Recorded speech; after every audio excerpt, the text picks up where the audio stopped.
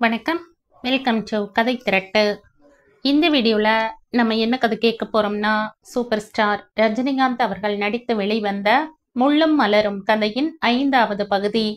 நம்ம சேனலை இதுவரைக்கும் சப்ஸ்கிரைப் பண்ணாதவங்க சப்ஸ்கிரைப் பண்ணுங்க. பக்கத்தில் இருக்கிற பெல் ஐக்கானை கிளிக் பண்ணி ஆல்ங்கிற ஆப்ஷனை ப்ரெஸ் பண்ணுங்க. ஸோ தட் நான் போடுற கதைகளை உடனுக்குடனே நீங்கள் கேட்கலாம். வாங்க கதைக்குள்ள போகலாம். ஐயோ, பொல்லாத பொண்ணா இருக்கியே என்று சிரித்த குமரன் துடிப்பு நின்றுவிட்ட மோட்டார் சைக்கிளை மீண்டும் இயக்குவதற்காக விசையை காலால் உதைத்தான். ஒதுங்கி நின்றிருந்த வள்ளி ஓரடி முன் வந்து கூறினாள், சார், எங்க அண்ணன் மேலுக்கு தான் அப்படி இருக்கு, மற்றபடி அது மனசுல ஒன்றும் கிடையாது. ஆமா, மனசுல என்ன இருக்கும், அதான் கக்காம்பாறையாச்சே என்று நொடித்தாள் மங்கா. குமரன் சிரித்து கொண்டே படபடவென்று ஒலி செய்தவாறு மோட்டார் சைக்கிளை முடுக்கிவிட்டு வேகமாக திருப்பத்தில் திருப்பி சென்றான். அன்று வீரமணியும் கனகாவும் ஊருக்கு புறப்படுவதாக இருந்தனர். அதை கருதித்தான் குமரன் காரியாலயத்தில் கவனிக்க வேண்டிய வேலைகளை சீக்கிரமே முடித்து கொண்டு சற்று முன்னதாகவே வீட்டுக்கு திரும்பியிருந்தான். வேலன் கடவு வரையில் அவர்களுடன் சென்று அவர்களை வழி அனுப்பிவிட்டு வர வேண்டும் என்று திட்டம் போட்டு கொண்டிருந்தான். வெயில் பகுதியில் உட்கார்ந்து ஹூக்காவை ரசித்து கொண்டிருந்த போலா மோட்டார் சைக்கிளின் ஒலி கேட்டதும் பரபரப்புடன் எழுந்து கேட்டை திறக்க ஓடி வந்தான். அவங்க 2 பேரும் ரெடி ஆயிட்டாங்களா போலா என்று கேட்டான் குமரன். அவர்களுடைய பெட்டி படுக்கை எல்லாம் காரில் எடுத்து வைக்கப்பட்டு தயாரா இருந்தன. வீரமணியும் கனகாவும் வெளி வராந்தாவுக்கு வந்தனர். ஏன் 2 பேரும் சோந்தாப்புல இருக்கீங்க, இன்னும் சாப்பிடலையா என்று கேட்டான் குமரன் அவர்களை பார்த்ததும். சாப்பிடுவதா, நீ வராமலா என்றான் வீரமணி. எனக்காக காத்திருக்க வேண்டுமா என்ன? நீ எங்களை காக்க வைத்தால்தானே அந்த பேச்சு. சொன்ன நேரத்துக்கு தவறாமல் வந்து விட்டாயே. கனகா அலுப்புடன் கொட்டாவி விட்டாள். ஆமாம் அண்ணா, நான் எதிர்பார்க்கவே இல்லை. வழியில் மறுபடியும் அந்த புலி வீரனுடைய வீட்டுக்கு போய்விட்டுதான் வருவீர்கள் என்று நினைத்தேன். அந்த எண்ணம் எனக்கு இருக்கத்தான் செய்தது. அதற்கு அதிக நேரமும் பிடித்திருக்காது. ஆனால் வழியில் அவனுடைய தங்கையை பார்த்து விட்டேன். அவளிடமே காளியின் உடம்பை பற்றி விசாரித்து தெரிந்து கொள்ள முடிந்தது. கனகாவின் இதழ்களில் கேலி புன்னகை அரும்பியது. குமரண்ணா, நீங்க இயேசு பரம்பரையா, மகாத்மா காந்தி பரம்பரையா? காலையில தான் அவங்க உங்களை அவ்வளவு தூரம் அலட்சியம் செய்து அவமரியாதையாக பேசியிருக்கிறா. மறுபடியும் அவன் வீட்டுக்கு போக வேண்டும் என்று எப்படி உங்களால் நினைக்க முடிந்தது என்றாள். குமரன் சிரித்தான். கனகா, அவனுடைய பண்புக்கு தகுந்தபடி அவன் நடந்து கொண்டான். அதற்காக நாம் நம்முடைய பண்புகளை விட்டுவிட முடியுமா என்றான். ஆமாம், என்ன பண்பு வேண்டியிருக்கிறது? முரடனுக்கு முரட்டுத்தனம்தான் புரியும். உங்கள் பண்பை பற்றி அவனுக்கு எங்கே புரிய போகிறது என்றாள் கனகா. போலா எடுத்து வைத்த சாப்பாட்டை ஒரு வழியாக முடித்து கொண்டு மூவரும் வெளியே வந்தபோது வானத்தின் சொரூபமே மாறி போயிருந்தது. கனத்த நீர் உண்ட மேகங்கள் கரிய யானை கூட்டங்கள் போல் திசை எங்கும் வியாபித்து கொண்டு எந்த நிமிஷமும் அந்த மலை முகடுகள் மீது குதித்துவிட தயாராக பயமுறுத்தி கொண்டிருந்தன. கனகா, பார்த்தாயல்லவா, இன்று நீங்கள் போய்த்தான் ஆக வேண்டுமா என்றான் குமரன். போய்த்தான் ஆக வேண்டும் என்றாள் கனகா தீர்மானமாக. நடுவழியில் மழை கொட்டினால் சமாளிக்க முடியாது கனகா, இன்று ஒரு நாள் தங்கிவிட்டு போகலாமே என்றான் வீரமணி. இன்னும் ஒரு நாளா? அதெல்லாம் முடியாது. இந்த காட்டை பார்த்து பார்த்து போதும் போதும் என்றாகிவிட்டது எனக்கு. உலகத்துக்கும் நமக்கும் ஏதாவது தொடர்பு உண்டா என்றே சந்தேகம் தோன்றிவிட்டது. இன்று ராத்திரிக்குள் விஜயபுரத்துக்காவது போய் சேர்ந்தால்தான் என் மனதுக்கு நிம்மதி ஏற்படும் என்று பிடிவாதமாக கூறிய கனகா மற்ற இருவரின் பதிலுக்காக காத்திராமல் காரில் ஏறி உட்கார்ந்து கொண்டாள். வீரமணி பெருமூச்செறிந்தான். வேறு வழியில்லை குமரன், புறப்பட்டுத்தான் ஆக வேண்டும். கனகாவின் பிடிவாதம் எனக்கு மட்டும் தெரியாதா என்ன? உன் அப்பாவின் சட்டவாதமே அவளிடம் பலிக்காதே. அவள் பிடித்த முயலுக்கு 3 கால்தான் என்று அவரை ஒப்புக்கொள்ளும்படி செய்து விடுவாளே என்று கூறி சிரித்தவாறு குமரன் காரின் முன் பக்கத்து கதவை திறந்து டிரைவர் சீட்டில் அமர்ந்து கொண்டான். நீ அங்கே உட்கார்ந்தால் எப்படி? அப்படித்தான். காரை நீ ஓட்டிவிட முடியும் என்று நினைக்கிறாயா? இந்த மலை பாதையில் சாதாரணமாகவே கார் ஓட்டி செல்வது கஷ்டம். அதுவும் இந்த மாதிரி இருட்டி கொண்டு மழை கொட்ட ஆரம்பித்து விட்டால் கேட்கவே வேண்டாம். எதிரில் ஒரு அடி தூரத்துக்கு கூட பாதை கண்ணுக்கு தெரியாது என்றான் குமரன். ஐயாவுக்கு இந்த வழி எல்லாம் கூட பிறந்த மாதிரி. கண்ணு மூடிக்கினே கார் ஓட்ட சொன்னாலும் ஓட்டுவாங்க என்றான் போலா. முன் ஜாக்கிரதையாக பெட்டி படுக்கைகளை டிக்கியில் எடுத்து வைத்து விட்டான் அவன். குமரன் பயந்தபடியே ஆயிற்று. சம்பா நீர்த்தேக்கத்து சாலையில் திரும்பி வேலன் கடவு சாலையை எட்டுவதற்குள் வானம் சீறி குமுறிக்கொண்டு சோனா மாரியாக கொட்ட ஆரம்பித்து விட்டது. மேக கூட்டங்கள் வானத்தில் இருந்து பொழிந்தது. போதாதென்று கீழேயும் இறங்கி வந்த வழியெல்லாம் அடைத்து கொண்டு குமைந்து நின்றன. காரின் முன் விளக்குகள் பிரகாசமாக எரிந்தும் கூட பாதையை புரிந்து கொண்டு முன்னேறி செல்வது மிகவும் கடினமாயிருந்தது. ஆமை வேகத்தில்தான் காரை ஓட்டி சென்று கொண்டிருந்தான் குமரன். அப்படியிருந்தும் திடீர் திடீரென்று எதிர்ப்பட்ட திருப்பங்களும் ஏற்ற இறக்கங்களும் அவனை திக்கு முக்காட செய்தன.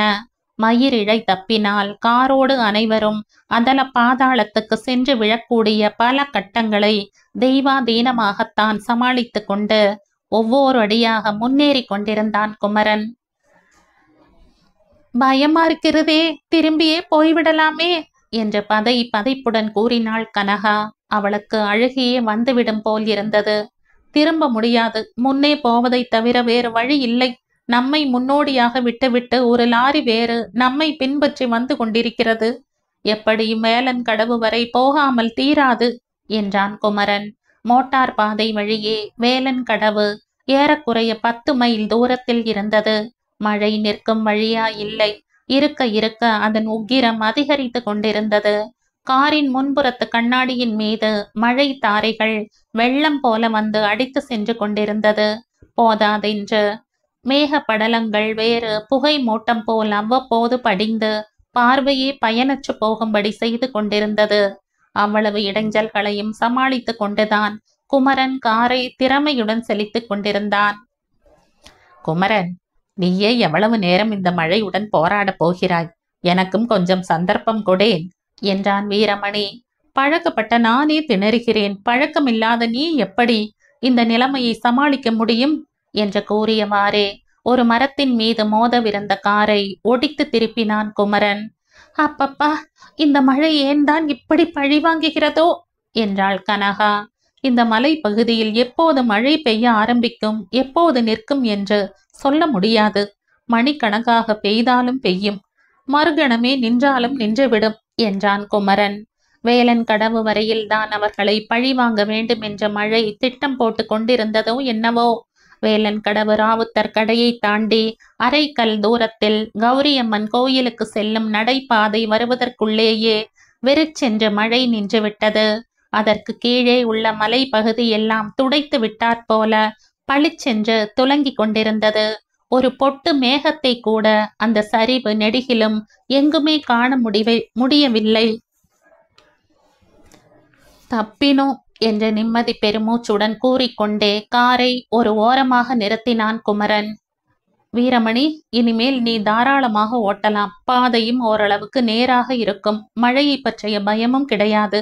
நிதானமாக போனாலே இருட்டுக்கு முன்னதாக விஜயபுரத்தை எட்டி விடலாம் என்றான். எப்படியும் இன்றிரவு விஜயபுரத்தில் தங்காமல் தீராது. நீயும் எங்களுடனேயே வந்து இருந்துவிட்டு நாளை காலையில் புறப்பட்டு வந்து கொள்ளலாம் என்றான் வீரமணி. வேஷான யோசனை. அப்புறம் இங்கிருந்து இங்கே திரும்பி வர வேண்டியதில்லை. நேரே உங்களுடன் சென்னை பட்டணத்துக்கே போய்விடலாம் என்று சிரித்தான் குமரன்.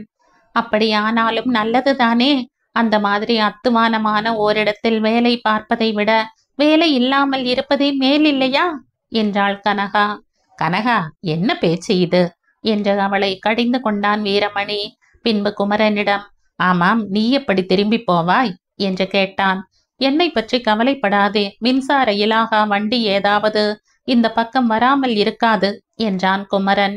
அவர்களை வழி அனுப்பிவிட்டு நின்று கால் கடுத்து போன நிலையில்தான் மின்சார இலாகா ஜீப் ஒன்று அந்த பக்கமாக வந்தது. அதில் ஏறிக்கொண்ட குமரன் வீடு போய் சேர்ந்ததும் அலுப்பு தீர கட்டிலில் விழுந்து ஒரு தூக்கம் போட வேண்டும் என்று நினைத்து கொண்டான். ஆனால் அவன் நினைத்ததற்கு நேர் விரோதமாக புதிய பிரச்சனை ஒன்று அங்கே அவனுக்காக காத்திருந்தது. வானம் அவ்வளவு அடை மழையாக பெய்த பிறகு சுருளியாறு சும்மா இருக்குமா? கரை புரண்டு ஓடிய வெள்ளம் அணைக்கட்டு உயரத்துக்கு மேலே பொங்கி சீறி பாய்ந்து சென்று கொண்டிருந்தது. கைகளை பிசைந்து கொண்டு குறுக்கும் நெடுக்கும் நடந்தவாறு செய்வதறியாது தவித்து கொண்டிருந்தான் போலா. சுருளியாற்றில் சுழற்சி அடித்து வந்து வெள்ளம் வீரன் வாய்க்காலுக்குள்ளேயும் முழு வேகத்துடன் பொங்கி பாய்ந்து கொண்டிருந்தது.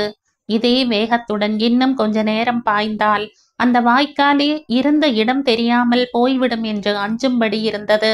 இந்த மாதிரி சந்தர்ப்பங்களில் வெள்ளப்பாய்ச்சலை ஆற்று படுகைக்கு திருப்பி வாய்க்காலை பாதுகாப்பதற்காகத்தான் அணைக்கட்டு மதகில் பொருத்தப்பட்ட உருக்கு கதவும் அதை மேலே தூக்குவதற்கான ராட்டின எந்திரமும் பயன்பட்டன. ஆனால் இந்த வெள்ளம் அணைக்கட்டுக்கு மேலேயே பாய்ந்தோடி கொண்டிருந்ததே, ராட்டின எந்திரத்தையே பெயர்த்து கொண்டு போய்விடுமோ என்ற அளவுக்கு அணைக்கட்டின் உயரத்தையும் மீறிய அந்த வெள்ள சுழிப்பு இருந்தது. அவ்வளவு பெரிய வெள்ளத்துக்கு போலா தயாரா இல்லைதான். அந்த அளவுக்கு அங்கே மழையும் பெய்யவில்லை. குமரனையும் மற்றவர்களையும் வேலன் கடவு வரை சோதித்த சோனா மாரியான மழை சம்பா நீர்த்தேக்க முகடுகளிலும் அதை சேர்ந்த மற்ற பகுதிகளிலும் தான் அவ்வளவு பலமாயிருந்ததே ஒழிய அணைக்கட்டு பகுதியில் சாதாரணமாகவே இருந்தது. குமரனும் மற்றவர்களும் காரில் புறப்பட்டு சென்ற பிறகு போலா தனக்கென்று தயாரித்து வைத்திருந்த வரட்டு ரொட்டியையும் முழு கடலை சுண்டலையும் எடுத்து வைத்து கொண்டு சாப்பிட உட்கார்ந்த போதுதான் சட சடவென்று மழை அடித்து பெய்ய ஆரம்பித்தது. ஆனால் அது 5 நிமிஷத்துக்கு மேல் நீடிக்கவில்லை. அப்புறம் பிசு பிசுவென்ற தூறல்தான் விட்டு விட்டு பெய்து கொண்டிருந்தது. சாப்பிட்டு முடித்ததும் போலா ஹூக்காவை தயார் செய்து நேரம் போவது தெரியாமல் புகைத்து கொண்டு தாழ்வாரத்திலேயே உட்கார்ந்திருந்தான். உண்ட மயக்கமும் புகை மயக்கமும் சேர்ந்து அவனை இறங்க வைத்தன. அப்படியே சுருண்டு படுத்து அயர்ந்து தூங்கிவிட்டான். திடீரென்று ஏதோ புயல் காற்று போன்ற பலத்த சத்தத்தை கேட்டுதான் அவன் கண் விழித்து பார்த்தான். சுருளியாற்றின் விஸ்வரூபம் ஆர்ப்பாட்டமான அவனை திக்கு முக்காடு செய்தது. வெள்ளம் வீரன் வாய்க்காலை பாதிக்காத வகையில் அணை கதவை தூக்கிவிட்டு வெள்ளத்தின் வேகம் முழுவதையும் ஆற்று படுகையின் திசையில் திருப்பும் பொறுப்பு அவனுடையது. ஆனால் அணைக்கட்டுக்கு மேலே ஓரடி உயரத்துக்கு வெள்ளம் சீறி பாய்ந்து கொண்டிருந்த போது ராட்டின எந்திரம் வரை அவனால் நடந்து போக முடியுமா? வயது காரணமாக சாதாரணமாகவே அவனுக்கு நடை தள்ளாடும். வெள்ள சுழிப்பு அவன் காலை மாறிவிட்டால் அவன் கதி என்ன ஆவது? ஆனால் யோசிப்பதற்கும் நேரமில்லையே. வெள்ளம் வீரன் வாய்க்காலில் பாய்ந்து சென்ற ஒவ்வொரு நிமிஷமும் ஒரு பெரிய பிரளயத்துக்கே அல்லவா அடிகோலி கொண்டிருந்தது. ஆனால் அதை தடுப்பது எப்படி? இந்த இக்கட்டான சூழ்நிலையில் தான் என்ன செய்வதென்று அறியாது கைகளை பிசைந்து கொண்டு முன்னும் பின்னும் நடந்து கொண்டிருந்தான் போலா. போலா, அணைக்கதவு இன்னும் மூடியாயிருக்கிறது என்ற பரபரப்புடன் கேட்டுக்கொண்டே அவன் அருகில் ஓடி வந்தான் குமரன். ஆமாம் சாப், இவ்வளவு வெள்ளம் வரும்னு நான் நினைக்கவே இல்லைங்கோ. இப்போ போய் கதவை எப்படி சாத்துறது? கால் நழுவிடுச்சு, போலா உயிர் போயிடுச்சு என்றான் போலா. அவனுடைய பதற்றம் அவனுடைய குற்றிய லுகரங்களுக்கு வழக்கத்தை விட அதிகப்படியான மாத்திரைகளை கொடுத்து விட்டது. உன்னால் இனி முடியாது, நீ பதறாமல் இங்கேயே இரு, நான் பார்த்து கொள்கிறேன் என்று கூறிய குமரன் அணைக்கட்டு பகுதியை நோக்கி விரைந்தான். சாப், நீங்க ஒருத்தராலே முடியாது, நானும் வந்துடுறேன் என்று கத்தினான் போலா. நீ அங்கேயே இரு, இது என் உத்தரவு என்று கண்டிப்பாக கூறிவிட்டு குமரன் அணைக்கட்டின் மேல் நடந்து செல்ல ஆரம்பித்தான். அணைக்கட்டின் மேல் பகுதி தண்ணீரில் மறைந்திருந்தாலும் இருபுறமும் பிடித்து கொள்வதற்காக அமைக்கப்பட்ட கம்பிகள் ஓரளவு நீர் மட்டத்துக்கு மேல் தெரிந்து கொண்டிருந்தன. ஆதாரத்துக்கு அவற்றை பிடித்து கொண்டு காலை பறித்து விடுவது போல் அரித்தோடி கொண்டிருந்த அந்த வெள்ளத்தையும் மீறி ஒவ்வொரு அடியாக ராட்டின எந்திரத்தை நோக்கி நடந்து அதை எட்டிவிட்டான் குமரன். ராட்டின எந்திரம் கூட பாதிக்கு மேல் தண்ணீருக்குள் அமிழ்ந்திருந்தது. அந்நிலையில் முழு மூச்சுடன் முயன்றால்தான் அதை இயக்க முடியும் என்று குமரனுக்கு தோன்றியது. அதன் பிடி கையில் சிக்கியதுமே அதை பிடித்து கொண்டு அதை இயக்க ஆரம்பித்தான். இரண்டொரு சுற்றுகளுக்கு எளிதாக இடம் கொடுத்த அந்த யந்திரம் அதற்கு மேல் அசைந்து கொடுக்காமல் சிக்கினாற்போல் நின்றுவிட்டது. குமரன் எதிர்பார்த்த சிக்கல்தான் அது. கதவு வெள்ள நீரை கிழித்து கொண்டு தானே மேலே வர வேண்டியதாக இருந்தது. ஆனால் வெள்ளத்தின் வேகம் அதில் வந்து மோதிய போது அது சுலபமாக ஏற மறுத்தது. இன்னும் பலமாக எந்திரத்தின் பிடியை இரு கைகளாலும் சுற்ற முயற்சி செய்தான். வெள்ளத்தின் வேகம் அவன் கால்களை நிலை தடுமாற செய்தது. கீழே விழுந்துவிட போனவன் எப்படியோ சமாளித்து கொண்டு தன் முயற்சியை தொடர்ந்தான். இந்த தடவை அவனது முயற்சிக்கு தகுந்த பலன் ஏற்பட்டது. கதவு அங்குலம் அங்குலமாக மேலேறி வந்து கொண்டிருந்ததை அவனால் உணர முடிந்தது. வெள்ளத்தின் காரணமாக கால்களை நன்றாக ஊன்றி வைக்க முடியாத இடைஞ்சல் ஒரு பக்கம், தண்ணீருக்கு அடியிலேயே யந்திரத்தின் விசையை சுற்ற வேண்டிய நிர்பந்தம் ஒரு பக்கம். இந்த இரண்டு இடைஞ்சல்களுடன் எப்படியோ போராடி கொண்டு குமரன் அந்த வேலையை செய்து கொண்டிருந்தான். கரையிலே போலா நிலை கொள்ளாமல் தவித்து கொண்டிருந்தான். குமரனுக்கு உதவியாக தானும் அந்த ராட்டின யந்திரத்தின் அருகே சென்று விட வேண்டும் என்றுதான் அவன் துடித்தான். ஆனால் அவ்வளவுக்கு தன் உடம்பிலும் சக்தி இல்லை, உள்ளத்திலும் துணிச்சல் இல்லை என்ற உணர்வு அவனை செயலிழக்க செய்தது. சாப் சாப் என்ற அடிக்கொரு தரம் தொண்டை அடைக்க கத்தியவாறு மேலும் கீழும் நடந்து கொண்டிருந்தான். வெள்ளத்தின் உக்கிரம் இருக்க இருக்க அதிகரித்து கொண்டிருந்தது. அணைக்கட்டின் கைப்பிடி கம்பிகளில் ஒரு பக்கத்து கம்பி நிலை பெயர்ந்து விழுந்து விட்டது. வெள்ளத்தோடு அடித்து வரப்பட்ட மரக்கிளைகளும் செடி கொடிகளும் எந்த நிமிஷமும் தன் மீது மோதி நிலை தளர செய்துவிடக் கூடாதே என்ற கவலையுடன் தான் குமரன் ராட்டின யந்திரத்துடன் போராடி கொண்டிருந்தான். ஆயிற்று, பாதி கதவு மேலே வந்திருக்கும் என்ற நம்பிக்கை தோன்றியது குமரன் மனதில்.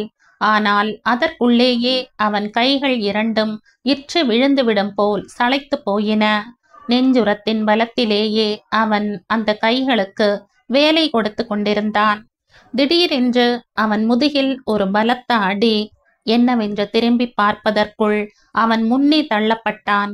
கப்பும் கவருமான பெரிய மரக்கிளை ஒன்று அவன் மீது மோதி அவனை ஆற்று வெள்ளத்தோடு இழுத்து செல்லும் முயற்சியில் ஈடுபட்டிருந்தது. அணைக்கட்டின் கைப்பிடி கம்பி மட்டும் இல்லாதிருந்தால் குமரன் ஆற்றோடு போயிருக்க வேண்டியதுதான். அந்த கம்பிதான் இப்போது குமரனை தாங்கி கொண்டிருந்தது. அந்த நிலையிலும் ராட்டின யந்திரத்தின் கைப்பிடியை தளர விடாமல் உறுதியாக நின்ற குமரன் உடலை வளைப்பதும் குனிவதுமாக ஏதேதோ செய்து அந்த கிளை அரக்கனின் ஆக்கிரமிப்பில் இருந்து தன்னை விடுவித்துக் கொள்ள பாடுபட்டான். கரையில் நின்றிருந்த போலா குமரனின் அந்த தவிப்பை பார்த்ததும் துடித்து போய்விட்டான். சாப், எனக்கு உத்தரவு கொடுங்க, நான் வந்துடுறேன் என்று கூச்சல் போட்டான். நீ வரக்கூடாது, நான் எப்படியாவது சமாளித்துக் கொள்கிறேன் என்ற பதிலுக்கு கூச்சல் போட்டவாறு மரக்கிளையின் கிடுக்கி தாக்குதலை முறியடிக்க முயன்று கொண்டிருந்தான் குமரன். ஐயோ, சாபுக்கு ஏதாவது ஆயிடுச்சுன்னா நான் என்ன செய்வேன் என்று கைகளை உதறிக்கொண்டு நின்றான் போலா. தாத்தா, ஐயாவுக்கு என்ன என்ற பரபரப்புடன் கேட்கும் குரல் காதில் விழுந்ததும் போலா சட்டென்று திரும்பினான். வள்ளி நின்று கொண்டிருந்தாள். நீ எப்படி வந்த வள்ளி? அண்ணனுக்கு திடீர்னு காய்ச்சல் கண்டிருக்கு, உடம்பெல்லாம் நெருப்பா கொதிக்குது, ஐயா கிட்ட சொல்லி ஆஸ்பத்திரி டாக்டரை அழைச்சுக்கிட்டு வரணும்னு என்று கூறி வந்த வள்ளி அதே சமயம் குமரனின் நிலையை பார்த்துவிட்டு, ஐயையோ, அந்த கொம்பு ஐயா மேல எப்படி கவஞ்சுகிட்டு இருக்கு, வெள்ளத்திலேயே தள்ளிடும் போலிருக்கே என்று பதறியவாறு முன்னே பாய்ந்தாள்.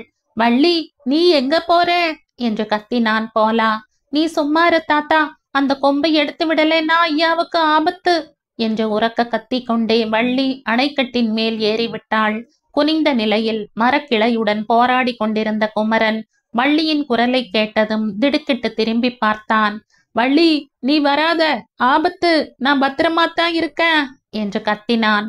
ஆனால் வள்ளி நிற்கவில்லை. அணைக்கட்டின் மேல் ஓடிய வெள்ளப்பெருக்கை கொஞ்சமும் லட்சியம் செய்யாமல் பக்கவாட்டு கம்பியை உறுதியாக பிடித்து கொண்டு ஒவ்வொரு அடியாக முன்னேறி குமரன் நின்றிருந்த இடத்திற்கு மிகவும் சமீபத்தில் சென்று விட்டாள். குமரன் மேல் மோதவிருந்த முரட்டு கிளை, வைரம் பாய்ந்த நுங்க மரக்கிளை, கப்பும் கவரும் வளைவும் நெளிவும் நிறைந்த அந்த கிளை 4 பக்கத்தில் இருந்தும் குமரனை அமுக்கி பிடித்திருந்தது. வெள்ளத்தின் வேகம் அதன் பிடியை நிமிஷத்துக்கு நிமிஷம் இறுக்கிக் கொண்டே இருந்தது. கைகளால் அந்த கிளையை பிடித்து இழுத்து அப்புறப்படுத்துவது சாத்தியமே இல்லை என்று தோன்றியது வள்ளிக்கு. ஆதாரம் இல்லாமல் கிளையை பிடித்து இழுக்க முயன்றால் வெள்ளம் அவளை புரட்டி தள்ளிவிடும் என்பதில் சந்தேகமில்லை. எனவே வள்ளி பக்கவாட்டு கம்பியை ஆதாரமாக கொண்டு சாய்ந்து நின்று கிளையின் அடிபாகத்தை கால்களால் உதைத்து தள்ளிவிட முயற்சி செய்தாள். ஆனால் அந்த முரட்டு கிளை அவளுடைய சிறிய பாதத்தின் உதைக்கு எப்படி அசைந்து கொடுக்கும்? வள்ளி, இது வீண் முயற்சி, நான் எப்படியாவது சமாளித்துக் கொள்கிறேன், நீ போய்விடு என்றான் குமரன். அது மட்டும் சொல்லாதீங்க, எவ்வளவு பெரிய ஆபத்துல இருக்கீங்க நீங்க. உங்களை அப்படியே விட்டுட்டு நான் போயிட முடியுமா? என்னை காப்பாற்றும் முயற்சி உன் உயிருக்கே ஆபத்தாய் முடிந்துவிடக் கூடாதே வள்ளி. அப்படி ஒன்னும் என் உயிர் வெள்ளக்கட்டி இல்லை எனக்கு என்றாள் வள்ளி. சட்டென்று ஒரு யோசனை தோன்றியது அவளுக்கு. தாத்தா, தாத்தா என்று உரக்க கத்தினாள் கரையில் நின்ற போலாவை பார்த்து. என்ன வள்ளி, ஏதாவது முரட்டு கயிறு இருக்கா உங்ககிட்ட? இரு, தோ எடுத்து வரேன் என்று கூறிய போலா குடிசைக்குள் ஓடி ஒரு நீள தாம்பு கயிறையை எடுத்து வந்தான். கயிறு தோ இருக்கு வள்ளி. ஒரு நுனிய அந்த அசோக மரத்துல கட்டிட்டு மறு நுனிய இப்படி எங்கிட்ட வீசு என்று கத்தினாள் வள்ளி. போலா பரபரப்புடன் அவள் கூறியவாறே கயிற்றின் ஒரு நுனியை அசோக மரத்தில் கட்டிவிட்டு மறு நுனியை பலங்கொட்ட மட்டும் அவளை நோக்கி வீசி எறிந்தான். முன்னுக்கு பாய்ந்து அதை கையில் பிடித்து கொண்டாள் வள்ளி.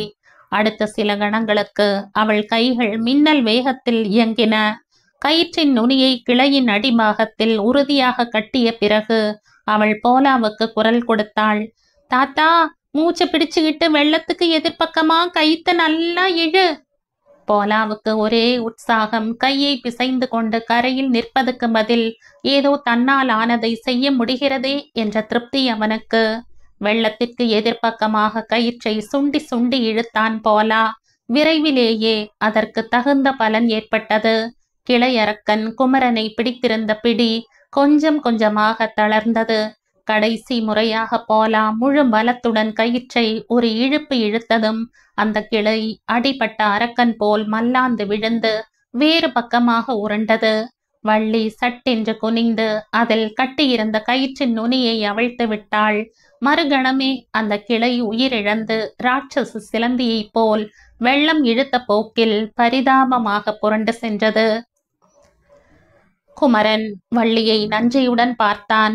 வள்ளி, இப்போதாவது நீ கரைக்கு திரும்பி போயிடு என்றான். ஐயாவுக்கு இன்னும் இங்க வேலை இருக்கா?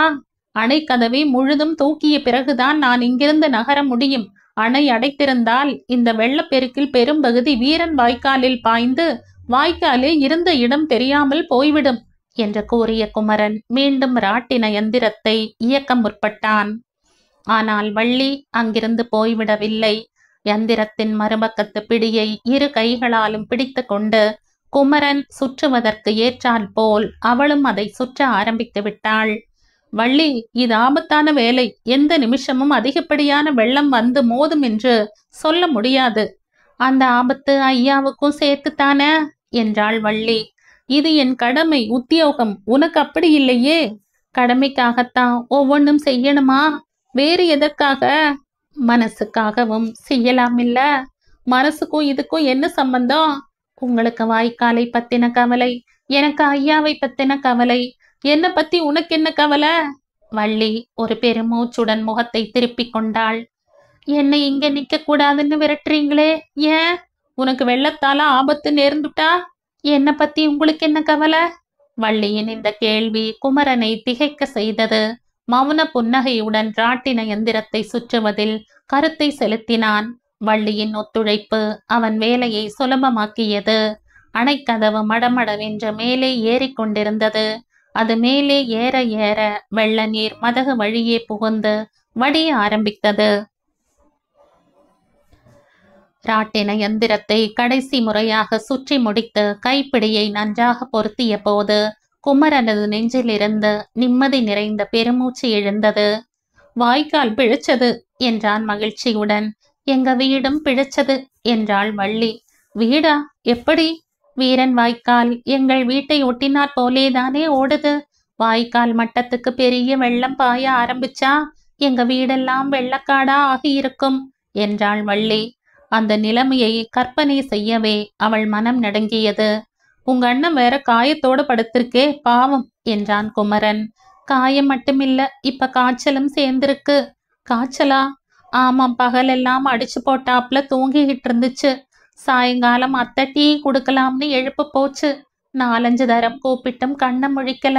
பயந்து போய் தொட்டு பார்த்தா உடம்பெல்லாம் நெருப்பா குதிச்சுக்கிட்டு இருக்கு. அடப்பாவமே, அப்படி இருக்கவே கூடாதே. அதனாலதான் ஐயா கிட்ட சொல்லி ஆஸ்பத்திரி டாக்டரை அழைச்சிட்டு வான்னு என்ன அனுப்பிச்சது அத்தை. அதுக்கு ஒரே கவலை, ஒண்ணு கிடக்க ஒண்ணுல கொண்டு விடக்கூடாதேன்னு வேண்டாத தெய்வத்தையெல்லாம் வேண்டிக்கிட்டு இருக்கு என்ற குரல் தழுதழுக்க கூறினாள் வள்ளி. நீ கவலைப்படாத, நான் அதுக்கு ஏற்பாடு செய்யறேன் என்றான் குமரன். இருவரும் அணைக்கட்டு மதில் இருந்து கீழே இறங்கி வந்தபோது போலா அவர்களை நோக்கி ஓடி வந்தான். சாப், இந்த வள்ளி பொண்ணு இல்லேனா ஐயாவுக்கு என்ன ஆபத்து ஏற்பட்டிருக்குமோ? இந்த போலா கிழவன் தனியே என்ன செஞ்சிருக்க முடியும்? தெய்வமா பார்த்துதான் இந்த நேரத்துக்கு வள்ளியை இங்க அனுப்பி வச்சுதோ என்றான் கண்களில் பெருகிய கண்ணீருடன். உண்மைதான், வள்ளியின் துணிச்சலும் சமயோசித யோசனையும் தான் என்னை இக்கட்டான நிலையில் இருந்து காப்பாற்றியது என்றான் குமரன் உள்ளம் நிறைந்த உணர்ச்சியுடன். சங்கோஜத்தை மறைப்பதற்காக வள்ளி அசோக மரத்தில் கட்டியிருந்த கயிற்றை அவிழ்த்து சுருட்டி எடுத்துக்கொண்டு உள்ளே வைக்க சென்றாள். உண்மையாகத்தான் சொல்றேன் சாப், இந்த மாதிரி திடீர் வெள்ளம் எப்பவுமே வந்தது கிடையாது என்றான் போலா. கதவை ஏற்றி இறக்கும் யந்திரத்தை கரையிலேயே அமைக்க உடனடியாக ஏற்பாடு செய்ய வேண்டும் என்று தனக்குத்தானே கூறிக்கொண்டான் குமரன். தாமதமில்லாமல் காரியாலயத்துக்கு விரைந்து சென்ற குமரன் கீழூர் ஆஸ்பத்திரி டாக்டருடன் தொலைபேசியில் தொடர்பு ஏற்படுத்தி கொண்டு அவருக்கு காளியின் நிலைமையை விவரித்தான். காளி அன்று காலை நடந்து கொண்ட விதத்தை நினைத்து அந்த டாக்டர் மனதில் கோபம் இருக்கத்தான் செய்தது. குமரனுடைய வார்த்தைக்கு கட்டுப்பட்டு உச்சி கடவுக்கு வர அவர் ஒப்புக்கொண்டாலும் மறுநாள் காலையில்தான் அது சாத்தியமாகும் என்று தீர்மானமாக சொல்லிவிட்டார். இந்த தகவலை வள்ளியிடமும் அஞ்சலை அத்தையிடமும் தெரிவித்து அவர்களை தைரியமாயிருக்கும்படி சொல்லிவிட்டு குமரன் வீடு திரும்பினான். மறுநாள் காலையில் சொன்ன நேரத்துக்கு டாக்டர் அருளானந்தம் தமது காரிலேயே புறப்பட்டு அணைக்கட்டு வீட்டுக்கே நேரே வந்து குமரனை சந்தித்தார். இருவருமாக அதே காரில் காளி அண்ணனின் வீட்டுக்கு விரைந்தனர். கவலையே உருவாக அஞ்சலை அத்தையும் வள்ளியும் அவர்களை வரவேற்றனர்.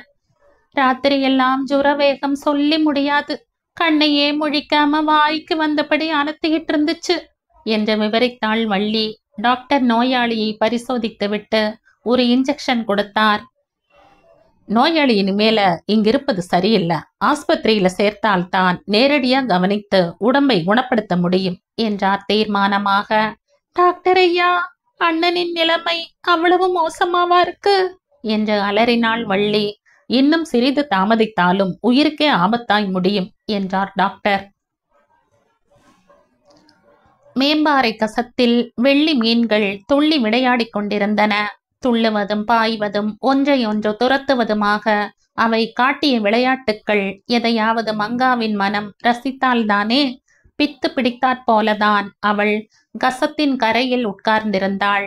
மூங்கில் புதரில் இருந்து அக்கா குருவிகள் அக்கா அக்கா என்று அழைக்கும் ஏக்க குரல் அவ்வப்போது அவள் காதில் ஒலித்து கொண்டிருந்தது.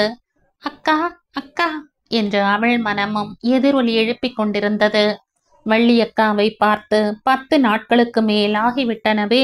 இன்றாவது வந்திருப்பாள், இன்றாவது வந்திருப்பாள் என்று ஒவ்வொரு நாளும் அந்த வீட்டுக்கு நடந்து நடந்து மங்காவுக்கு கால் ஓய்ந்து போனதுதான் மிச்சம். வீடு பூட்டியே கிடந்தது. வீரன் வாய்க்கால் மட்டும் யாரை பற்றிய சிந்தனையும் இல்லாமல் தன் போக்கில் ஓடிக்கொண்டிருந்தது. வெள்ளாடும் குட்டிகளும் வள்ளியின் கவனிப்பு இல்லாமல் இஷ்டம் போல் திரிந்து கொண்டிருந்தன. வெறிச்சென்று இருந்தது மங்காவின் மனம். ஆஸ்பத்திரிக்கு அஞ்சலையத்தை மட்டும் போயிருந்தால் போதாதா? வள்ளியக்காவும் எதற்காக அந்த கீழூர் ஆஸ்பத்திரியிலேயே பழி கிடக்க வேண்டும்? அவள்தான் அண்ணன் உடம்பை குணப்படுத்தி விடப் போகிறாளா? ஆஸ்பத்திரிக்கு சேர்ந்த பிறகு டாக்டரின் பொறுப்புதானே. இவர்கள் 2 பேரும் அங்கேயே தவம் கிடப்பதற்கு என்ன அவசியம் இருந்தது? எல்லாவற்றுக்கும் மேல் காளி அண்ணனை நினைத்தால் மங்காவின் மனதில் ஆத்திரம் பொங்கியது. புலியோடு போராட அது ஏன் முன்னால் போய் நிற்க வேண்டும்? காயம் பட்டதுதான் பட்டாயிற்றே, அதற்கு மேலும் வீராப்பு என்ன வேண்டியிருந்தது? முதல் நாளே அந்த டாக்டர் வந்து பார்த்தபோது ஒத்து போயிருந்தால் ஒரு தொல்லையும் இருந்திருக்காதில்லையா? அப்போது அவரை அவமரியாதையாக பேசி விரட்டி அடிப்பானேன்? இப்போது நாள் கணக்காக ஆஸ்பத்திரியிலேயே படுத்து கிடப்பானேன்? மங்காவுக்கு கோபமாய் வந்தது. யார் மேல் கோபித்துக் கொள்வது என்றுதான் புரியவில்லை. கசத்தில் தம்மை மறந்து விளையாடி கொண்டிருந்த மீன்களை பார்த்து அவளுக்கு ஆத்திரம் வந்தது. என்ன விளையாட்டு வேண்டியிருக்கு? போங்க எல்லாரும் என்ற ஒரு பெரிய கூழாங்கல்லை எடுத்து கசத்தில் வீசி எறிந்தாள்.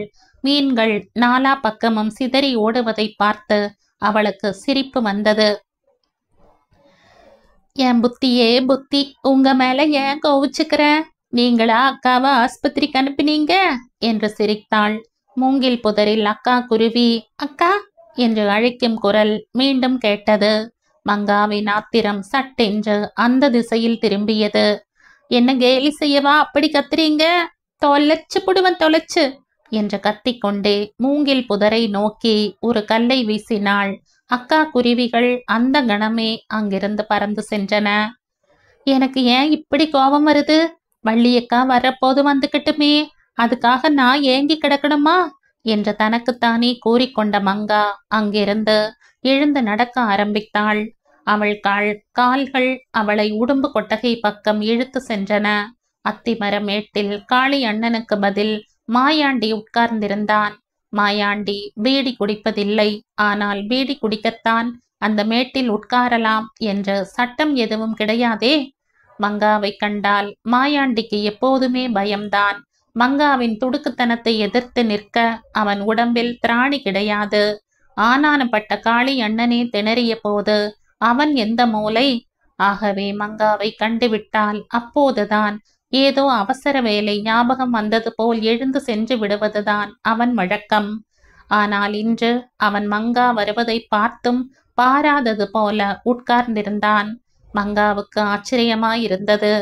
என்ன மாயாண்டி அண்ணே, ஏன் சோந்தாப்புல உட்கார்ந்துட்ட? வள்ளியக்கா இருந்தாலாவது பசி நேரத்துக்கு சோறு கிடைக்கும் உனக்கு. இப்பதான் அது ஆஸ்பத்திரியில போய் உட்கார்ந்துருக்கே என்று கூறி சிரித்தாள். ஏமங்கா, சமாச்சாரம் தெரியாதா உனக்கு? என்ன சமாச்சாரம்? காளி அண்ணனுக்கு கையையே எடுத்துட போறாங்களா? என்ன சொன்ன? புலி அடிச்ச காயம் ஆறாம புறையோடி போச்சா. அந்த கைய அறுத்து எடுக்கலேனா ஆளே பொழைக்க முடியாதுன்னு டாக்டர் சொல்லிட்டாரா என்று கூறும்போதே மாயாண்டியின் கண்ணில் கண்ணீர் பொங்கி நின்றது. யோ, யார்கிட்ட அளக்கற என்று கத்தினாள் மங்கா. மாயாண்டி பெருமூச்செறிந்தான். முனியாண்டி சொன்ன தகவல் பொய்யா இருக்க கூடாதான்னுதான் மனசு கிடந்து அடிச்சுக்குது. ஆனா அது உண்மைதான் மங்கா. அந்த குமரையா கூட இன்னைக்கு லீவு போட்டுட்டு அங்க போயிருக்காரு என்று விம்மும் குரலில் கூறினான். மாயாண்டி பாவம், அவனுடைய லட்சிய வீரனுக்கு இப்படி ஒரு சோதனை நேர்ந்திருப்பதை அந்த அப்பாவி எப்படி தாங்குவான்? மங்கா சிரித்தாள். நீயா அதை நினைச்சு கண்ணீர் வடிக்கிற? புலி வேட்டையா சும்மாவா? கைதானையா போக போகுது, உயிர் போயிடலையே. புலி அடிச்ச வீரருங்கிற பட்டம் போயிடலையே என்றாள். அதற்கு மேல் அவள் அங்கே நிற்கவில்லை. விடு விடுவென்று நடக்க ஆரம்பித்தவள் ஓட்டமாக ஓடி வந்து வீட்டு கதவை திறந்து கொண்டு தரையில் தொப்பென்று விழுந்தாள். கனமான ஏதோ ஒன்று அவள் நெஞ்சை அழுத்துவது போல் அவளுக்கு தோன்றியது. குப்புற விழுந்த நிலையில் வெகு நேரம் அப்படியே இருந்தாள். அப்படியே தூங்கியும் போய்விட்டாள். மாலையில் வெள்ளாத்தாள் வேலையில் இருந்து வீட்டுக்கு திரும்பிய போதும் மங்கா தூங்கி கொண்டுதான் இருந்தாள். அடியாத்தே, சாது கணக்கா தூங்குற தூக்கத்தை பாரு என்ற அதிசயித்த வெள்ளாத்தாள். ட விளக்கு வைக்கிற நேரத்துல என்ன தூக்கம்? த எழுந்துரு என்று அதட்டியவாறே அவளை காலால் உதைத்து எழுப்பினாள். எழுந்து உட்கார்ந்து கண்களை கசக்கி விட்டு கொண்டே மங்கா பெரிதாக ஒரு கொட்டாவி விட்டாள். சி, வாயமோடு. அச்சானியும் போல கொட்டாவி வேறையா என்று எரிந்து விழுந்தாள் வெள்ளாத்தாள். அப்போதுதான் மங்காவுக்கு சுய உணர்வு முழுவதும் திரும்பியது. ஆத்தா, நீயா? ரொம்ப நேரம் தூங்கிட்டுனா? என்ன கேளு, கண்ணு தெரியல? கையெழுத்து மறையற நேரம் ஆயிருச்சு, அப்படி என்ன தூக்கம்னு கேக்குறேன். எனக்கே தெரியல ஆத்தா, வீட்டுக்குள்ள வந்து விழுந்ததுதான் தெரியும். அடிச்சு போட்டாப்புல தூங்கி போயிருக்க என்றாள் மங்கா அதிசயத்துடன் விழிகளை உருட்டியவாறு. அடிச்சு போடாத குறைதான் வேற என்ன? சரி சரி, மலங்க மலங்க முழிச்சது போதும். காலாகாலத்துல அருவிக்கரைக்கு போய் முகத்தை கழுவிக்கிட்டு ஒரு குடம் தண்ணி எடுத்துக்கிட்டு வா. ஒரு நாளை போல நான் வீட்டுக்கு வந்துதான் ஒலை ஏத்தணும். பெத்த பொண்ணு குதிர்கணக்கா வளர்ந்திருந்து என்ன பிரயோஜனம் என்று எரிச்சலும் புடைச்சலுமாக முணுமுணுத்தாள் வெள்ளாத்தாள். மங்கா பதில் வார்த்தை எதுவும் பேசாமல் குடத்தை கையில் எடுத்துக்கொண்டு அருவிக்கரைக்கு சென்றாள். வெள்ளாத்தாள் அடுப்பு சாம்பலை அள்ளி எடுத்து போட்டு மிச்சமிருந்த சுள்ளிகளையும் சருகுகளையும் சேர்த்து அடுப்புக்குள் திணித்தாள். பின்பு அவற்றை பற்ற வைப்பதற்காக நெருப்பு பெட்டியை எடுத்தாள். அவளுக்கு எரிச்சல் ஊட்டுவதற்காகவே காத்திருந்தது போல் நெருப்பு பெட்டி காலியாயிருந்தது. மருந்துக்கு ஒரு குச்சி கூட அதில் இல்லை. தோ என்ற ஆங்காரத்துடன் அதை ஒரு மூலையில் வீசி எறிந்த வெள்ளாத்தாள் முகத்தில் எள்ளும் கொள்ளும் வெடிக்க குடிசைக்கு வெளியே வந்தாள். அருவிக்கரையில் இருந்த மங்கா கையில் பிடித்த தண்ணீர் குடத்தை ஆட்டியவாறு வந்து கொண்டிருப்பதை பார்த்து வெள்ளாத்தாளின் எரிச்சல் மேலும் அதிகரித்தது. வளர்ந்து பொண்ணா லட்சணமா குடத்தை இடுப்புல வச்சு எடுத்து வர துப்பில்ல உனக்கு? கைவீச்சு என்ன வேண்டியிருக்கு கைவீச்சு என்று சிடுசிடுத்து தண்ணீர் குடத்தை வெடுக்கென்று அவள் கையில் இருந்து பிடுங்கிக் கொண்டாள். வத்தி பெட்டிய நீதான் காலி செஞ்சியா என்று சீறினாள். வத்தி பெட்டியில வெள்ளமா அடைச்சு வச்சிருந்தது நான் காலி செய்ய. காலையில டீ தண்ணி காய்ச்ச நீதானே கடைசி குச்சியை பத்த வச்சுட்டு காலி பெட்டிய வீசி எறிஞ்ச என்றாள் மங்கா. எதிர்த்து வாயாட தெரியுதில்ல, வேற வத்தி பெட்டி வாங்கி வைக்கிறதுக்கு என்ன கொள்ள என்று அவள் முகத்தில் இடித்தாள் வெள்ளாத்தாள். எதிர்பாராத இந்த தாக்குதல் மங்காவை திகைக்க செய்தது. ஆத்தாளை முறைத்து பார்த்தாள். என்ன முறைக்கிற? ஊரெல்லாம் சுத்த தெரியுது, இது மட்டும் செய்ய தெரியலையா? ஓடிப்போய் மூலக்கடையில இருந்து வத்தி பெட்டி வாங்கியா சீக்கிரம் என்று அவளை விரட்டினாள். ஆத்தாவாம் ஆத்தா, மூஞ்சிய பாரு என்று அவளுக்கு அழகு காட்டிவிட்டு மங்கா மூலை கடையை நோக்கி விரைந்தாள். மூலைக்கடையில் மங்கா தான் வந்த காரியத்தையே மறந்து நிற்கும்படியான பேச்சு நடந்து கொண்டிருந்தது. அப்போதுதான் கீழூரில் இருந்து திரும்பி வந்திருந்த முனியாண்டியுடன் பேசி கொண்டிருந்தான் மாயாண்டி. தோள்பட்டையோட கையை வெட்டி எடுத்துட்டாங்கன்னா சொல்ற? ஆமா மாயாண்டி, 3 மணி நேரம் நடந்திருக்கு இந்த ஆப்ரேஷன். இன்னைக்கு அதை செய்திருக்காட்டி காளி எண்ணெய் கதை நாளைக்குள்ளேயே முடிச்சு போயிருக்குமா. இனிமே ஆபத்து இருக்காதுல்ல? உயிருக்கு இனிமே ஆபத்து இல்ல. 1 வாரத்துக்குள்ள எழுந்து நடமாட முடியும்னு டாக்டர் உறுதியா சொல்லிட்டாரு. ஆனா பாவம், கையில்லாத காளி அண்ணனை நினைச்சு பார்க்கவே கஷ்டமா இருக்கு என்ற பெருமூச்சறிந்தான் முனியாண்டி. அதை சொல்லாதண்ணே, எனக்கு அழுகையே வந்துடும் என்று கண்களை துடைத்து விட்டு கொண்டான் மாயாண்டி. அந்த வள்ளி பொண்ணும் அவங்க அத்தையும் துடிச்சு துடிச்சு அழுதுகிட்டு இருக்காங்க. பார்க்கவே கன்றாவியா இருந்துச்சு என்றான் முனியாண்டி. ஒரு ஓரமாக நின்று அவ்வளவையும் கேட்டுக்கொண்டிருந்த மங்கா சட்டென்று முன் வந்தாள். ஏயா, நீ கடை வச்சிருக்கிறது வியாபாரம் செய்யறதுக்கா வம்பு பேசுறதுக்கா என்று கேட்டாள் வெடுக்கென்று. உனக்கு என்ன வேணும் என்று கேட்டான் முனியாண்டி. வத்தி பெட்டி இந்தா ஓடு. நான் ஏயா ஓடணும்? உங்க பேச்சு என்ன கடிச்சா முழுங்கி போடும். மாயாண்டி அவளை வியப்புடன் பார்த்தான். எங்க பேச்சு எல்லாம் கேட்டுக்கிட்டு இருந்தியா மங்கா? கேட்டேன். அதுக்கு என்ன செய்யணும்? ஒப்பாரி வச்சு அழ சொல்றியா? கண்ணுல தண்ணி கூட வராது எனக்கு என்று கூறிவிட்டு விருட்டென்று அங்கிருந்து வீட்டை நோக்கி நடந்தாள் மங்கா. அவள் வர தாமதமான ஒவ்வொரு நிமிஷமும் வெள்ளாத்தாளின் ஆத்திரம் விஷம் போல ஏறிக்கொண்டிருந்தது. மங்காவின் தலையை கண்டதுமே அவ்வளவு ஆத்திரத்தையும் அவள் மேல் கொட்டினாள். ஏண்டி துப்பு கெட்டவளே, ஒரு வத்தி பெட்டி வாங்கி வரதுக்கா உனக்கு இவ்வளவு நேரம் என்று சீறினாள். என்ன முழுகி போச்சு? கொட்டிக்கிற சோத்த கொஞ்சம் பொறுத்து கொட்டிக்கிட்டா என்ன குறைஞ்சா போயிடும் என்றாள் மங்கா அலட்சியமாக. வெள்ளாத்தாளின் கோபம் எல்லை மீறியது. எதுத்தா பேசுற? உன்னை என்ன செய்யறம் பாரு என்று பல்லை கடித்தவாறு பாய்ந்து சென்று ஒரு மூலையில் இருந்த விறகு கட்டையை கையில் எடுத்து கொண்டாள். ஆத்தா, அதை கீழே போட்டுடு என்று கத்தினாள் மங்கா. என்னடி பயங்காட்டுற என்று கேட்டுக்கொண்டே கையில் விறகு கட்டையுடன் ஓரடி முன் வந்தாள் வெள்ளாத்தாள். ஆத்தா, இன்னைக்கு மட்டும் என் மேல கைய ஓங்குன, என் கை சும்மா இருக்காது. அட, என்னையே மிரட்டுறியா? ஆமா ஆத்தா, உன்கிட்ட நான் எவ்வளவோ அடிபட்டிருக்கேன். உன்னை எதிர்த்து கையை ஓங்குனது கிடையாது. ஆனா இன்னைக்கு கதை வேற. மனசுல இருக்கிற கோபத்தை யார் மேல காட்டுறதுன்னு துடிச்சுக்கிட்டு இருக்கேன்னா என்றாள் மங்கா நிதானம் இழக்காமல். அப்படியா? உன் மூஞ்சிக்கு கோபம் வேற கேடா என்ற கோபமும் கிண்டலுமாக கூறிக்கொண்டே வெள்ளாத்தாள் விறகு கட்டையை ஓங்கிக் கொண்டு மங்காவின் மேல் பாய்ந்தாள். மங்கா 2 அடி கூட தன்மேல் தாங்கிக் கொள்ளவில்லை.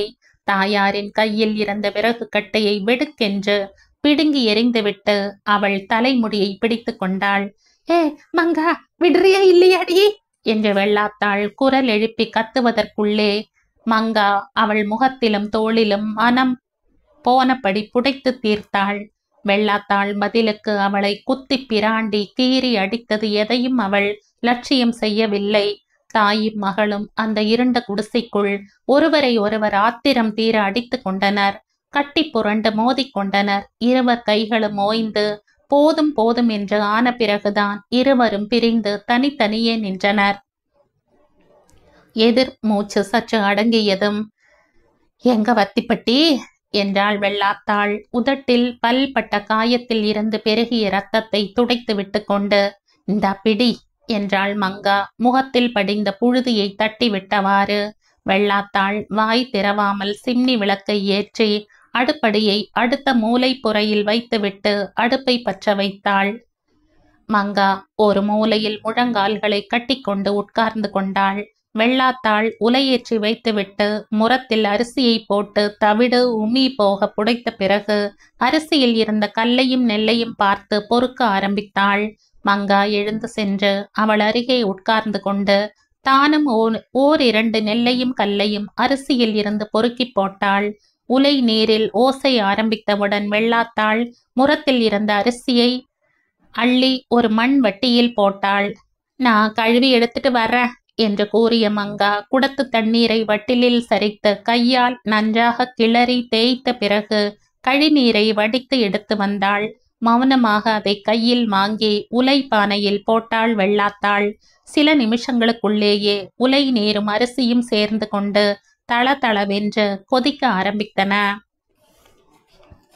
தாயும் மகளும் அடுப்படியில் எதிரெதிரே உட்கார்ந்து கொண்டு சோறு கொதிப்பதை மௌனமாக பார்த்து கொண்டிருந்தனர். திடீரென்று வெள்ளாத்தாள் என்ன நினைத்து கொண்டாளோ குமரி எழுந்த அழுகையை அடக்க முடியாமல் முகத்தை முழங்கால்களுக்கிடையே மறைத்து கொண்டாள். மங்கா அவள் முதுகில் கையை வைத்தாள். ஆத்தா, அழுவாத, இந்தா விறகு கட்ட, மனங்கொண்ட மட்டும் என்ன அடிச்சுடு என்றாள் வறண்ட குரலில். விம்மிக்கொண்டே அவளை கட்டி கொண்டாள் வெள்ளாத்தாள். என் மகளுக்கு என்ன கோபமோ, நான் அதை புரிஞ்சுக்கிடாதது ஏன் தப்பு தானே என்று கூறியவாறு மங்காவின் தலையை கோதி விட்டாள். அடுப்பு நெருப்பையே வெறித்தாற்போல் பார்த்தவாறு சிறிது நேரம் உட்கார்ந்திருந்தாள் மங்கா. ஆத்தா, வள்ளி அண்ணனுக்கு அந்த கையையே வெட்டி எடுத்துட்டாங்களாம் என்றாள் திடீரென்று. என்ன சொல்ற மங்கா? மூலக்கடையில முனியாண்டி அண்ணனும் மாயாண்டி அண்ணனும் அதை பத்தி தான் பேசிக்கிட்டு இருந்துச்சு. ஐயோ, நம்ம காளி தம்பிக்க அந்த கதி என்று அலறினாள் வெள்ளாத்தாள். ஆத்தா என்று கத்திக்கொண்டே அவள் தோள்களை பற்றி உலுக்கினாள் மங்கா. இன்னொரு தர அப்படி சொன்ன எனக்கு பொறுக்காது. கதி என்ன கதி? கைதானே போச்சு, உயிர் போயிடலையே. என்ன கல்லு மனசு உனக்கு? ஆமா, கல்லு மனசுதான் என்று கூறிய மங்கா மீண்டும் நெருப்பையே வெறித்து பார்க்க ஆரம்பித்தாள். மங்கா என்று அழைத்து கொண்டே மாயாண்டி உள்ளே வந்த போதுதான் அவளுக்கு சுய உணர்வு வந்தது. மாயாண்டியை நிமிர்ந்து பார்த்தாள். சிம்னி விளக்கின் அந்த மங்கிய ஒளியில் மாயாண்டி வெறும் எலும்பு கூடு மாதிரி தோன்றினான். மங்கா, வள்ளி முனியாண்டி கிட்ட ஒரு செய்தி சொல்லி அனுப்பியிருக்கு என்றான் அவன். என்ன செய்தி? போன வெள்ளிக்கிழமை வள்ளி கௌரியம்மன் கோயிலுக்கு போக முடியலையாம். நாளைக்கும் போக முடியாம இருக்குல்ல, அதை வேற நினைச்சு அந்த வள்ளி பொண்ணு ரொம்ப வருத்தப்படுதாம். அதுக்காக நீங்க 2 பேரும் ஒன்னா போறது தானே வழக்கம். இந்த ஒரு தடவை தனக்கு பதிலா நீயே போய் அவங்க அண்ணனுக்கு சீக்கிரமே உடம்பு குணமாகணும்னு வேண்டிக்கிட சொல்லி முனியாண்டி கிட்ட சொல்லி அனுப்பியிருக்கு. மங்கா பதில் ஏதும் பேசவில்லை. அடுப்பு நெருப்பையே வெறித்து பார்த்தவாறு அசைவற்று உட்கார்ந்திருந்தாள். கௌரியம்மன் கோயில் பூசாரி கோயில் கதவை இழுத்து பூட்டிக் கொண்டு கிளம்புவதற்கு இருந்தார். அன்று வெள்ளிக்கிழமை என்று பெயரை ஒழிய கௌரியம்மனின் நினைவே யாருக்கும் வரவில்லை போல் தோன்றியது. ஒற்றை செத்தையாக ஓரிருவர் வந்ததை தவிர பெரும்பாலான நேரம் சந்நிதி கேட்பார் இல்லாமல் தான் கிடந்தது. குளக்கரை மண்டபத்து தூணில் சாய்ந்து கிறங்கிக் கொண்டிருப்பதற்கும் ஒரு எல்லை உண்டல்லவா? பூட்டு சரியாக பூட்டிக்கொண்டு விட்டதா என்று அவர் இழுத்து பார்த்து கொண்டிருந்த போதுதான் மங்காவின் குரல் அவர் காதில் ஒலித்தது. பூசாரி ஐயா, அதுக்குள்ள ஏயா பூட்டுறீங்க? வெள்ளிக்கிழமையும் அதுவுமா? பூசாரி திரும்பி பார்த்தார். ஏமங்கா, வெள்ளிக்கிழமை பத்தி நான் மட்டும்தான் நினைக்கணுமா? வர்றவங்க நினைக்க தேவையில்லையா என்றார் பூசாரி. என் பொழப்ப பத்தி நான் ஏன் கவலைப்படணும்? அது கௌரியம்மன் பொறுப்பு என்று பெருமூச்சுடன் கூறியவாறே பூசாரி பூட்டை திறந்து கதவை திறந்து விட்டார். மங்கா உள்ளே போகாமல் தயங்கி நின்றாள். ஏமங்கா? பூசாரி ஐயா, கௌரியம்மனுக்கு பிடிச்ச பூவா நிறைய எடுத்துக்கிட்டு வந்திருக்கேன். எங்க வள்ளியக்கா பறிச்சுக்கிட்டு வருமே அதே இடத்திலிருந்து. ஆனா வள்ளியக்கா கணக்கா எனக்கு மாலை கட்ட வராது, நீங்களே கட்டி கொடுத்துடுங்களே என்று கூறிய மங்கா முந்தானையில் நிரப்பிக் கொண்டு வந்திருந்த மலர்களை பூசாரியிடம் காண்பித்தாள். செவ்வரளையும் தங்கரளையும் நந்தியாவட்டையும் மந்தாரையுமாக கூடை கொள்ளக்கூடிய மலர்களை பறித்து வந்திருந்தாள் அவள். இத பறிச்சுக்கிட்டு வர்றதுக்குத்தான் நேரம் ஆயிடுச்சு பூசாரி ஐயா. எனக்கு இதெல்லாம் எங்க பழக்கம்? எங்க வள்ளியக்காவுக்குத்தான் எல்லாம் செய்ய தோணுது. அது வந்திருந்தா மாலை சாத்துமில்ல, நான் சாத்தாம இருந்தா நல்லா இருக்குமா? சரி, என்ன செய்யறது? மண்டபத்திலேயே உட்கார்ந்து கட்டி கொடுத்துடுறாம்பா என்று கூறிய பூசாரி குளக்கரை மண்டபத்தில் போய் உட்கார்ந்து கொண்டார். மலர்களை அவர் எதிரே கல் தளத்தில் கொட்டிவிட்டு மங்காவும் உட்கார்ந்து கொண்டாள். சற்று நேரம் மௌனமாக மாலை கட்டி கொண்டிருந்த பூசாரி திடீரென்று, வள்ளிக்காகத்தான் நீ வந்திருக்கையா என்று கேட்டார். எப்பவுமே வள்ளியக்காவுக்குத்தானே நான் வர்றது வழக்கம். இன்னைக்கு அக்கா இல்லாமலே அக்காவுக்கு வரும்படி ஆயிடுச்சு என்றாள் மங்கா. நானும் கேள்விப்பட்டேன். பாவம் வள்ளிய நினைச்சாதான் மனசுக்கு கஷ்டமா இருக்கு என்று பெருமூச்செறிந்தார் பூசாரி. என்ன கஷ்டம்? கல்யாண வயசு ஆயிடுச்சே. அண்ணன் நேருங்கூருமா இருந்தா தானே எதுவும் நடக்கும். கை போனப்புறம் யாரு வேலைக்கு வச்சுக்குவாங்க? ஏன் வச்சுக்க மாட்டாங்க? லேசுப்பட்ட ஆளா அந்த வள்ளி என்ன? ஒத்த கையை வச்சுக்கிட்டு ஊரையே விலைக்கு வாங்கிட்டு வந்துடுமே என்றாள் மங்கா. என்னமோ கௌரி அம்மா கிருபையில எல்லாரும் நல்லபடியா இருந்தா சரிதான் என்றார் பூசாரி. கௌரி அம்மனுக்கு மாலையை சார்த்தி தீபாராதனை காட்டும் போது மங்கா கைகளை தொங்க விட்டு கொண்டு எங்கோ பார்த்தவாறு சும்மா நிற்பதை பார்த்த பூசாரி, மங்கா, கௌரி அம்மனை பார்த்து கன்னத்துல போட்டுக்க என்றார். எதுக்கு? அப்பதான் கௌரி அம்மா உனக்கு எல்லாம் கொடுப்பா. இரு கன்னங்களும் கஞ்சி போகும்படியாக கைகளால் கன்னங்களில் போட்டுக்கொண்டே மங்கா வேண்டிக் கொண்டாள்.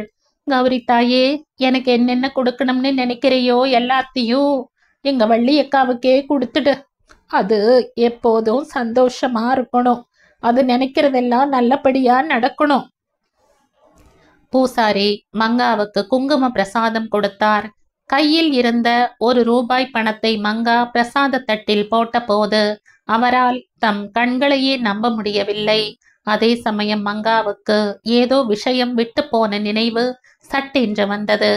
பூசாரி ஐயா, மறுபடியும் அம்மனுக்கு சூடம் கொளுத்தி காமிங்க என்றாள். எதுக்கு மங்கா? அம்மங்கிட்ட ஒரு விஷயம் கேட்க மறந்துட்டேன் என்றாள் மங்கா. மங்காவிடமிருந்து ₹1 பணம் கிடைத்த பிறகு பூசாரி அவள் பேச்சுக்கு மறுபேச்சு பேசுவாரா என்ன? மறுபடியும் சூடம் கொளுத்தி அம்மனுக்கு தீபாராதனை செய்தார். மறுபடியும் கன்னத்தில் அரைந்து கொண்ட மங்கா, அப்போ கேட்க மறந்து போனத இப்ப கேக்குற. வள்ளி எண்ணெய் இருக்கே, அதுக்கு சீக்கிரமே உடம்பு நல்லாகணும். உனக்கு தெரியாததில்ல, நீதான் அதை கவனிச்சுக்கிடணும் என்று வேண்டிக் கொண்ட பிறகு, இது நானா கேட்கல, அக்காதான் கேட்க சொல்லுச்சு என்று கௌரி அம்மனுக்கு விவரித்து சொல்வது போல சொல்லிக் கொண்டாள்.